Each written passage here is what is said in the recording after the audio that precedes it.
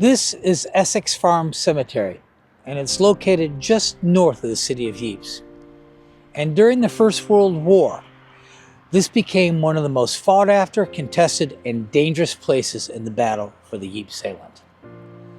The men buried here are not from one major campaign or one huge battle, but rather from smaller skirmishes, trench raids, and most commonly, artillery fire. The cemetery here became particularly active during the Second Battle of Ypres that was fought between April 22nd and May 25th.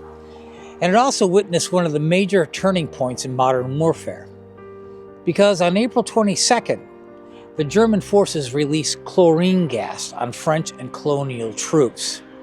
And this opened up a wide gap in between the lines. And Canadian and British forces had to be rushed in to fill the gap. They fought for days without having adequate protection against gas attacks. And on that April day, when the German forces released that gas, they opened up a whole new chapter in modern warfare. Biological warfare, poison gas. Now this area remained active through 1916, and even as the fighting shifted to the south of the Battle of Somme. And that's because this cemetery sat just behind the trenches that was frequently shelled.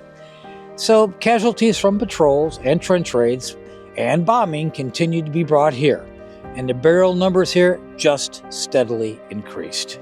Now in 1917, the cemetery again found itself close to the fighting in the Third Battle of Ypres, also known as Passchendaele. And that battle lasted from July 31st all the way to November 10th, 1917.